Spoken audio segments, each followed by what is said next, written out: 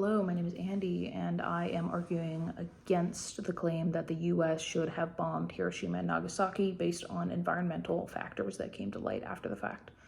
Now, we look at the scene. It is August 1945. Japan is on the brink of surrender, and we have spent billions of dollars funneling money and resources into the project that is working on the production of the nuclear weapons that we have now. Okay, so we look at the source from the International Campaign to Abolish Nuclear Weapons, that is ICAN. I'll be referencing that throughout the rest of this video. And we can see that within 10 seconds, a nuke has reached its maximum size. But the effects of this nuke are going to last decades, no, generations past those initial effects of the blast.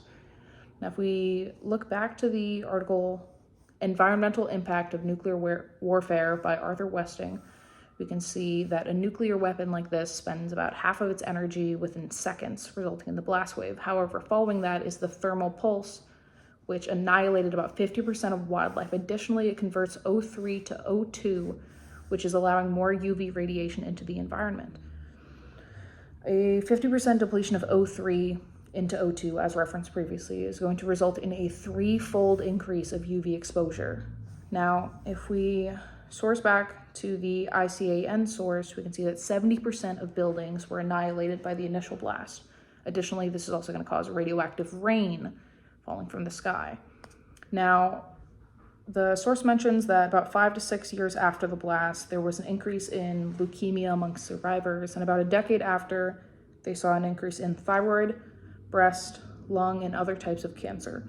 Now, on the subject of pregnancy, we can see that there was a massive uptick in miscarriages, intellectual disabilities, impaired health, and cancer among children coming about a decade after the initial blast. Now, we can recognize that this weapon was used as a deterrent against advances from other countries. Additionally, it's beneficial to have a weapon of this size when we can recognize that other countries are also working on the same weapons. However, it is important to note that the security dilemma plays a massive role in this situation. So we can see that anyone having a nuke is detrimental for everyone.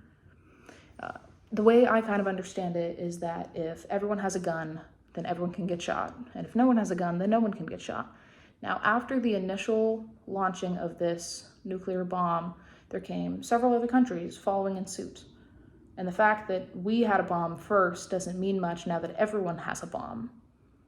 I believe that the effects of the environment added to the impact on the security dilemma for the world at large represent why the US should not have bombed Hiroshima and Nagasaki with a nuclear weapon.